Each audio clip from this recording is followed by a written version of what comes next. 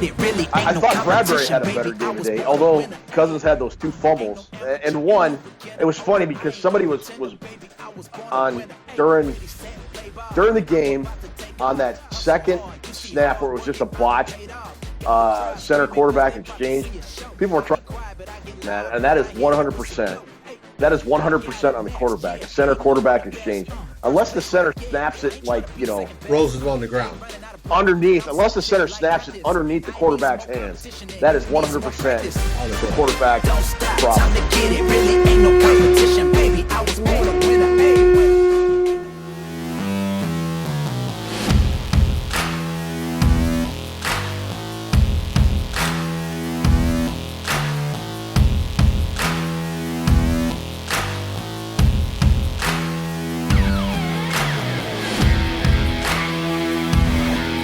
Good morning, Gallahorn!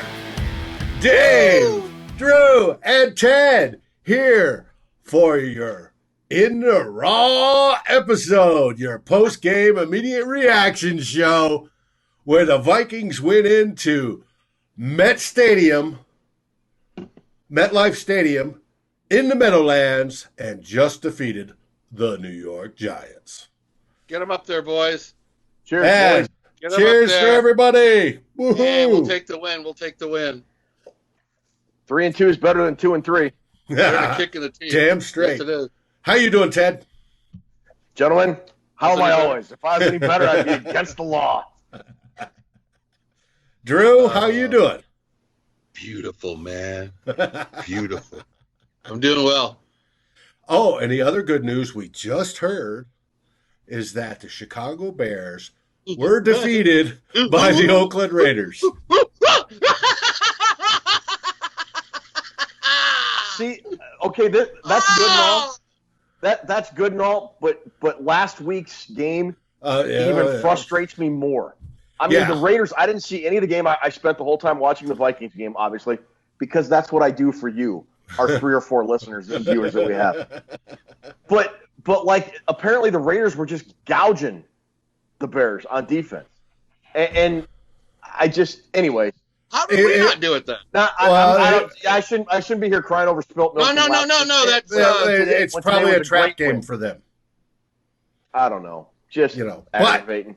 That's them, right? And it doesn't affect us until we get down to common opponents when it comes to tiebreakers. So we're still way down there. It's not poo-pooing on the win. It's just pointing out something that we all were wondering. Like I was during the game, where were all these bitchin' plays last week we were doing? Right. Well, no, and that's what I'm excited. Hey, I'm excited. Today, you're excited, Davey. Today, happy birthday, by the way. By the way, happy birthday to one Mr. David Stefano. Thank you. 29 and holding for the 35th consecutive year. Yeah, you got it. Your math is off, but I'll take it. Anyways, they were aggressive today. They were aggressive on offense, and they started out aggressive on defense. Defense wasn't spectacular across the board, but it was aggressive. And with the early blitzes and the early mixing it up, trying to pressure Jones, I like that. But especially on the offense, they were going downfield more than 10 yards, more than 2 yards. You know, there was a few times where we were backed and we were like 3rd and 20, and I was expecting a 2-yard pass to Ham, but we didn't get it. They went further downfield. They took shots. Cousins took shots to Thielen in the end zone when Thielen was technically covered and still got him the ball. That's what we want to see for the rest of the season. If we see that, things will be copacetic in the Viking land. Now, the question is, what did you guys think? Ted? It was a great win. I mean, I don't think there's – it was – and I will tell you guys, I don't know that any player in the NFL needed a good game more desperately than Kirk Cousins did today. There was stuff boiling and getting ready to erupt if the Vikings had laid another egg on offense today, and at least for 1 week. And yeah, it's the Giants and it's a rookie quarterback, and you can say what you want. I don't care. I mean, you know, they did respectable. You need to beat teams you're supposed to beat, and the Vikings 100% did that today, and they did it for the most part convincingly. Dilly. They got 28 the hard way. It's 2 touchdowns, a safety, and 4 field goals, whatever it was. But I don't care. It was a win that this team needed, that the fan base needed, and hopefully, I don't want to. 5 games in, I think it's too early to say it's maybe a turning point because there's a lot of football left to play. But it's at least something that the Vikings can hopefully build on and say, look, this is what we are capable of. This is what this offense can do. It can get aggressive and go downfield. Dave, and like still run the ball. Yeah, with Kirk Cousins taking shots, and they weren't risky. They were well calculated shots to guys that were open to get yards in chunks, and that opened up Dalvin Cook in the running game. I thought it was a great play. It was well executed, and it was desperately needed. I agree. The closest one was the first touchdown of Thielen, and he was covered, but it's Adam Thielen, and Kirk put it exactly in the right spot. Touchdown. That's going to happen. And we have the talented players. Now, the only thing that came up from this last week is Stephon Diggs was only targeted, 5 times, I think? 4 targets, 3 catches, 44 yards. 4 yards. But he seemed happy today. He liked the direction it was going. He even on the sideline high-fived Kirk Cousins. And it was like, cool, let's see this. What did we say on our pregame show, guys? I don't know. We had to record it twice. We said quite a bit. Okay, so we said it twice. Winning cures a lot of what ails you. Oh, and absolutely. I'm telling you, I honestly, I don't. If the Vikings had been 4-0 and Diggs had only been getting 40, 50 yards a game, but they'd been winning, I don't think this would have become an issue. I just don't. But, what do I know? You know quite a bit, actually. I read the stock market report. I learn from that every week. Oh. Well, that makes 1. Thank you. Well, there's actually 2. So that's actually pretty popular. popular. I've been reading it for years. I get people messaging me saying, do you know, because people know you release that other places besides our group. And sometimes I see it like Daily Norseman before, but I get people asking for it. It's a real staple in Drew's life, Drew's week, every week. So good job. You need to get a better life, brother. I'm sorry. yeah, really. Besides, hey, Drew, cool birds, I really don't have much going on in my life. Well, Drew, if you wrote the stock market report for Ted today, who would you have as the blue chipper? I would probably I know it's not very exciting. I'd probably have to put Dan Bailey as a blue chipper. He's in there. It's a damn good day today for him. We don't notice it because we hate the kicker so much, but when a Viking kicker hits 4 field goals, man, it's pretty much a landmark day. Of course, Dalvin Cook, probably Cousins. Everybody's happy. Everybody's winning. There's things to pick apart in every game, but that is the Minnesota Vikings offense that's going to win you games. We just saw today. Yes. One thing in particular that really stood out, and I don't want to keep going, why didn't we do these plays in the Bears game? But I'll say it once again, why didn't we do a lot of these plays in the Bears game? There's lots of screens today, which Drew's thumbs up. Drew likes his screen passes. And there was good downfield blocking with Josh Kline. Josh Kline being back was key. Did you see he made probably a half dozen downfield blocks that were absolutely that's a awesome. Solid observation, Dave. Josh Kline being back really was very noticeable today. Yes, very noticeable. Yeah, because when you throw that screen pass and that first guy gets through, that's a remote into the sheetrock. I can't stand it. That's one of my pet peeves of football. You can't let the first guy tackle him when you got blockers out front. You can't. There was a play the Vikings did that I know would have worked really well against Chicago, and they kept going back to it. I'm not sure if it's play action, but he's under center. Cousins drops back, and he hits Cook over the middle for like 6 yards, 5 or 6 yards. He did it a bunch today. It's a high percentage pass. It gets you ahead of the chain. It gets you 6 or 7 really quick yards. We did it probably 5 or 6 times today. Right over the middle. He just dumps it over the middle. It's not even like a check down. It's like it's like the main body of the play. I really like seeing that because it got us into a lot of 2nd and 3s. The play calling was tremendous today. That is the offense we need to see every week, guys. That we mix it up. We're aggressive. Lots of some of those rollouts. I know he threw some of them away, but some of those play action rollouts he hit crossing routes on. He hit Thielen, BC Johnson. BC had a great day. They couldn't. You know what? Yeah. The Giants had no answer today, you guys. I don't. You talked about the throwaways. I don't mind Kirk throwing it away if there's nothing there. That's true. That's fine. I would much rather. I'd rather throw it and live for another play, another drive, as opposed to trying to force something there. Something that isn't there. I agree. Something else that has been etched in stone now is this Vikings defense when you get down about our 30-yard line or 25-yard line. That's what we're made. That we're the bend but not break. We're the dictionary of bend but not break. Mm-hmm. This defense has done it for too many games now, where they get down and teams get down to the 10 or the 5 and they can't get it in, and that's fine by me. Whatever, dude. I mean, it's better than giving up touchdowns, but. How about those 2 timely sacks by Danielle Hunter down when the Giants were when the Giants were on the verge of, it looked like they might be going in to score a touchdown. And I think a touchdown in either one of those situations really changes the complexion of the game. And it does. But the one where Jones rolled out to the right and Danielle came with him and was holding contain as he's rushing, and then at the last minute just grabs him and rolls him over. That was perfect defensive end play. That's exactly how you textbook are supposed to do that. And it takes somebody of his skills to be able to do that all the way from the inside, almost to the sideline, to be able to do that. And it was a thing of absolute beauty. Eric Kendricks and Anthony Barr had great games today. Oh, yeah. Both. That's the best games they've had together in a long, long time. Something else I wanted to mention. We started this game. We're blitzing early, but let's look at the offense. Blitzing on the first defensive play. Last week we scored on one possession the entire game. This game we scored touchdowns on the first, or a touchdown and a field goal on the first 2 possessions. Yeah. Long drives, and we cashed in on them both to make it 10-0. And might I add, there was only one punt. They had. I'll tell you what, Drew. I don't mean to interrupt, but they had field goal, touchdown, field goal. Then the fumble by Cook as he was going in. That was another right, that was the other and then the field goal. So they had, I mean, even that turnover, they drove all the way down inside the Giants 5. So it was a much needed performance by everybody today. Now you can't see all my notes, but I make sure I write this one down. I got a Ted Glover stat.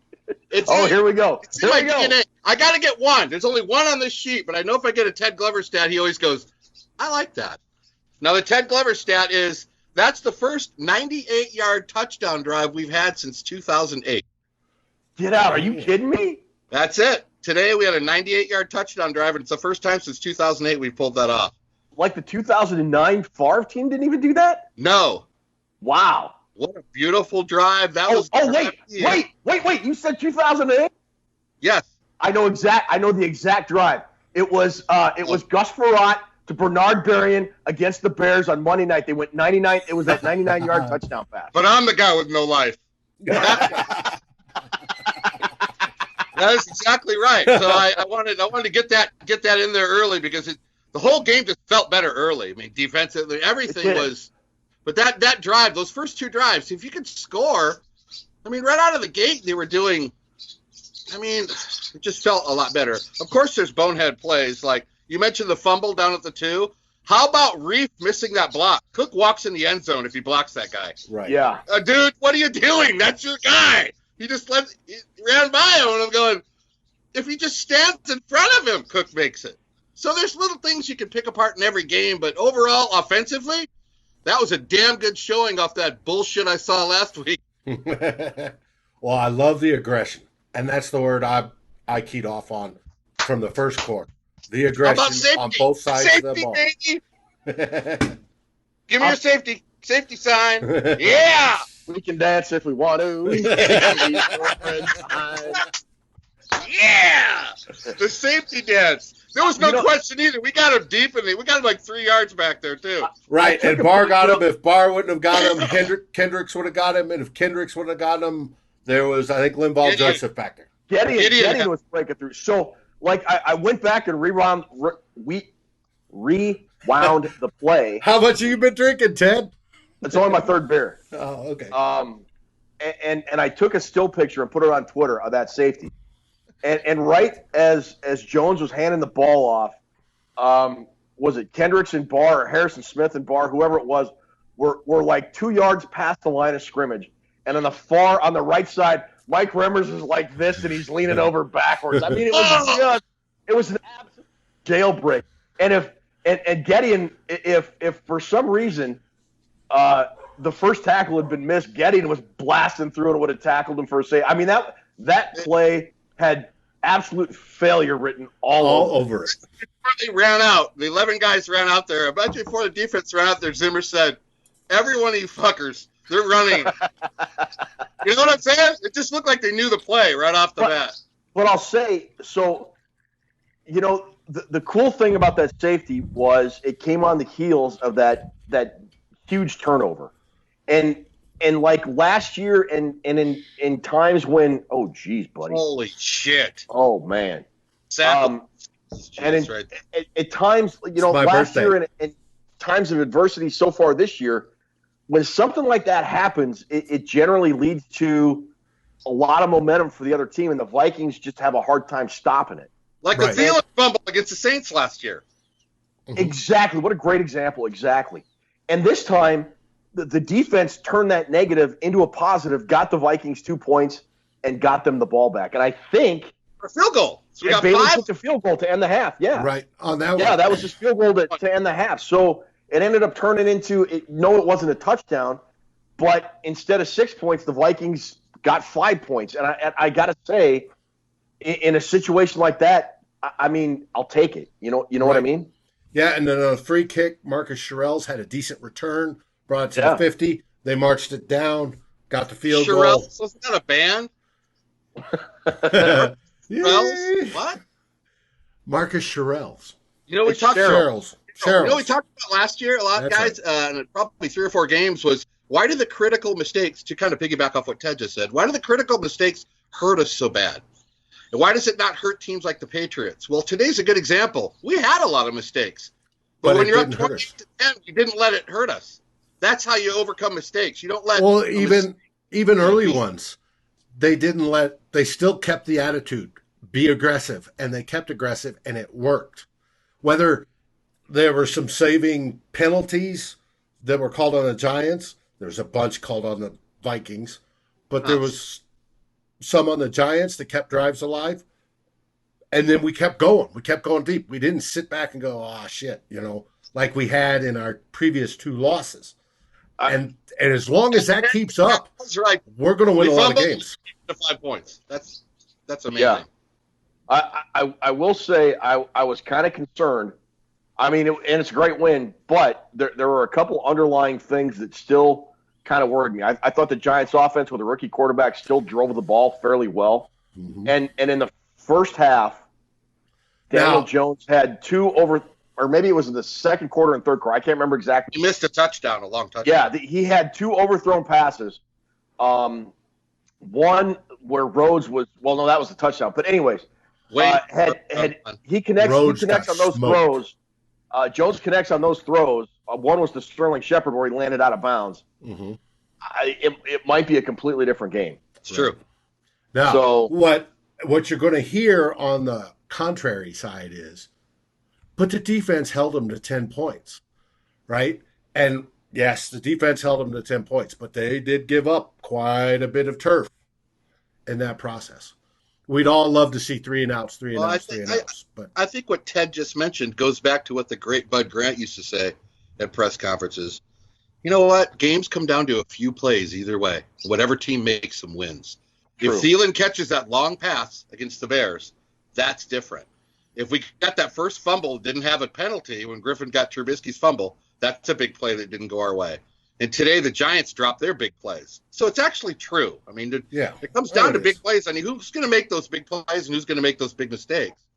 But the penalties, you guys, why do we get that penalty on Waynes? I watched it 7 times. The Giants receiver fucking pulled him down. He hugged him. He hugged him like it was his brother he hadn't seen for a year and it was Christmas. Hey! Oh, how are you? What is with that call? Is it corrupt? Is it paid off? What kind of call is that? That's like a 60-yard fucking mistake penalty. That one and the one where Well, on the next play when Waynes did the same thing in the end zone and they didn't call it. Well, he's in the box. And I don't think Xavier Rhodes had a particularly good game. But the defensive, I think it was holding or whatever the penalty was, where Golden Tate ran into him and they called the penalty. That was some weak sauce, man. It just I don't mean to be griping about penalties called on the Vikings because I think that's a loser mentality. And I didn't mean to make it like that by leading in with that either. No. I hate that blaming the officials bullshit. I think what you're getting at though, Drew, is that this over legislation of NFL games it's getting ruining the sport. Every game, it doesn't matter what game you watch, there are way too many penalties called, and sure, some of them are legit, but for every legit penalty you call, you're like, there's two or three you're going like, that looks like a really ticky-tack call, and they could have let him play on that one. Sure. Like that Wayne's interference penalty. That could have gone either way, and if it could have gone either way, just keep the flag in the pocket. And let it play. Now, but on that one where Xavier Rhodes stood his ground and got run over, and then got called for the pass or interfering or whatever, staying in his way. For our brothers over at Climbing the Pocket, Jason, Miles, JR, and Yinka, to me, that's charging, right? They're going to get into their basketball stuff here soon. To me, that's charging. But in the NFL, I thought the defender had the right to turf, and the receiver couldn't run through it. But they called it impeding the receiver or some BS like that. It's a lame call, man. But I've seen that same thing not called, so they don't know what they're doing. I've seen it go either way. I mean, you're just gonna have to live with it and hope the calls don't go against you. But every time we have a good play, I look at that little square, wait for the flag. Yeah. But are we at the point where we need to scout officiating teams? No, because they're all terrible. There's your scouting report. Yeah, but there's your scouting report for every NFL official. They suck. Just scout. Well, that's some, but some may call 70 calls a game, and others may call a dozen. Right. So ridiculous, man. It's just ridiculous. It's really tough to watch too, from a fan standpoint. Oh yeah. We get frustrated. It's NFL, like Roger Goodell. We get frustrated with that BS. Yeah, he's probably watching. Yeah. There's just every time. Who knows? Yeah. Every time it seems like a game is getting into a flow, the refs ruin it with like 2 or 3 penalties, like right, bang, bang, bang, right after each other. You're like, just lame. This is just terrible. Whatever. It's really terrible. Yeah. But no, you just hope they're not against you. You hope your team comes out on the other side, because they had one play where Diggs went off the line of scrimmage and the guy finger touched him and they called the flag, and my wife went, "Is that a flag?" I'm all, "No, but it happens to us all the time, so fuck it. I'll take it." So they have some that were ticky-tack too. So it's gonna wash out, Ted, like we talked about we talked plenty about the officiating. It all evens out in the end. I'm a firm believer in that. But the quality for us fans watching the game has taken a hit, especially this year. Well, you know what? I'm kind of looking forward to that next Bears game, because if you run this offense and you run the pressure that they pressure today on Chase Daniel, we win that game last week. Yes. Yeah, I agree. That's the pressure we were supposed to have on that guy. Well, it's week 17, baby. Last game of the season. Play the Giants actually picked up the gap blitz on, and they completed a 12-yard pass for first down, but they were lucky to pick it up. The Vikings had the running back just turned his head, and the guy in Barr, I think, was coming at him. He ran him over, but he got credit for the block, but it saved their play. But that's the only time the Vikings pressured the shit out of Jones today, and that's the way to win games. Yes. Yeah. I loved it. And it seemed like Mike Zimmer dialed it up right at the right time. It's, we questioned Zimmer's play calling, and I think fairly, especially last week against the Bears. But he was more aggressive, and he was like situationally aggressive too. Like he dialed up a blitz or whatever he needed to right when it was warranted. And I don't think Pat Shurmur was feeling what Zimmer was calling, because I think Pat Shurmur's generally a pretty good play caller. The Giants have a pretty good offense, and I can't recall, maybe I'm wrong, but I can't recall a screen pass to counter any Vikings blitz that was run today. They tried it, but we happen to have a guy inside like a corner that would tackle him after a 6-yard gain. Okay. So it wasn't anything that really hurt us. Okay. Right. But Zimmer was more aggressive today. He seemed more confident on defense today. He seemed more aggressive on defense today. And he had a little bit of bullshit when they show him on the sidelines. He had a little bit of, I'm getting burned out on this shit. I'm going to just, you know what I mean? Which is fine. Well, when he challenged that pass interference, it was just, I think he knew the call wasn't going to get overturned, but he was just like, I'm tired of this crap. It didn't look anything like the Bears. Shurmur threw one too. We were gun shy against the Bears. We were like playing not to win. It looked like a whole different attitude defensively. I know we give up yards between the 20 and 20 guys, but that's just what we do. If we can hold teams to 10, 16, 10, 13, we're good as gold. What's it? Good as rain? How's that saying go? Right as rain. Yeah, we're good as gold. So I'm happy with the defense. You know, I'd rather not give up those yards in between, but if that's what it takes. I mean, the Giants had a 11-play drive turned over on downs. A 10-play drive turned over on downs. You know, all that's doing is chewing 12 minutes off the clock. Yep. That's fine. 11 and 10-minute drives that ended on nothing and turned it over on downs. It's like turnovers. That's fine by me. That's good defense. You guys were just talking about Mike Zimmer's attitude about that pass interference and calling the challenge. Mm-hmm. Here's a post-game quote. It just came across my Twitter timeline. It said, Mike Zimmer on pass interference calls, quote, they're probably never going to overturn them unless it's the NFC Championship game. In my humble opinion, they need to clean this stuff up. And he is 100% right. Correct. Thanks, and he'll get fined this week. Thanks, Saints, for ruining it. Yes. Thanks for ruining this whole part of NFL replay. You know what? You know, the replay is becoming real clear why they did it. You know what the rules committee and Goodell and everybody did? All right, let's make this rule just to keep Sean Payton happy. Let's appease him. But listen, we're never going to call it. Uh-huh. We're never going to call it. It's not going to really mean anything because it's going to have to be as blatant as the one in the playoff game. And coaches are finding that out. So they've been instructed from the beginning, we'll change it just to make this fucking guy happy, but we're not going to change the actual calls on the field. We're not. Because they're not changing. The Waynes is a perfect example of something that wasn't interference. That's the one you change. Or it was arguably interference on both. And if that's the case, then you just pick up the flag. Yeah. Yep. But yeah, you're 100% right. You just get rid of that stupid rule. That didn't work. That's stupid. Other blue chippers for the game. Take a bottle of Cuervo and take a slug off it for your birthday. Come on, do it for the show. We want to see it. Ed wants to see it. You've seen it. No, you're pouring it in a cup. We want to slug off the bottle. I'm drinking. It's empty. Eat the worm. It's empty. Eat the worm. There. Here we go. Jeez, Dave. You call it. You with your shot, you get to call out the game balls. Two total. One for two different players. You got it. Who gets the game balls today? Tequila Sunrise. Well, these are 2 out shots too. So here in about an hour, I'm going to feel it. Here's to Brother Dave. Brother Dave. Here's to Brother Dave, who's with us tonight. He's happy, he's jolly, he's fucked up by golly. Here's Brother Dave, who's with us tonight. Now, game balls. Cook. Just hit him. Cook didn't score today, but can he run and can he elude tackles? You saw him on a lot of runs where he's pushing guys down and pushing guys down and pushing guys down and making a miss and making a miss and making a miss.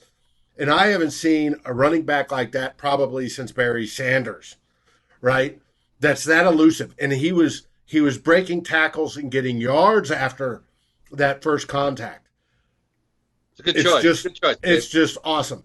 Now, on the offense, they could go around. Adam Thielen had a solid game, 2 touchdowns, 130 yards. Obviously, Kirk Cousins had a fantastic game for him. what was his final stats? He was looking at 22 and 20 out of 27, 306 yards and 2 touchdowns. That's amazing. Running backs. Madison even had a good game. I love the way he runs in relief. I do love the way he runs too. Really, it looks powerful when he. On the defensive side, Hunter, the pressure that was given. He had 2 sacks, but there's many more in pressure, so we won't know until those numbers come out. But many more. The whole defensive front was causing pressure. Anthony Barr had a good game. They utilized him in the blitz mode quite a bit, which helped. He had a sack that was taken away early due to penalty. He had the safety, and then he had the interception at the end to seal the game. That's the best Barr game I've seen in a long time. Which is good because we worry about his coverage skills. But he had the interception. It was an all-around very good game. I thought Harry Hitman was involved quite a bit. He was involved in the pressures, and he was always up there on the line and behind the line of scrimmage, and you're going, wait a minute, he's at safety. It's just, he did well. The corners is the only one that I'd shy off on fantastic games, but they did okay. I thought Mike Hughes had a very good game. Hughes did. That's a good, I agree. He only got turned around on one play I saw. That's it. He got turned around on this little square out where he guessed inside and the guy went outside. Right. And it was a first down. It was a first down catch. And it kind of irritated me, but Hughes made a lot of big plays today. He had like 3 brilliant pass defenses and one in the end almost zone. Picked off when he dove in front of the guy in the first half. He almost picked off 2 today. That was almost the best interception you'll ever see. That was, at first I thought he had it, and then the replay showed he didn't. It hit the ground, but heck of an effort. It's just, there's game balls go all around. And then the aggressive play calling on both sides of the ball. That's huge. I think that's huge.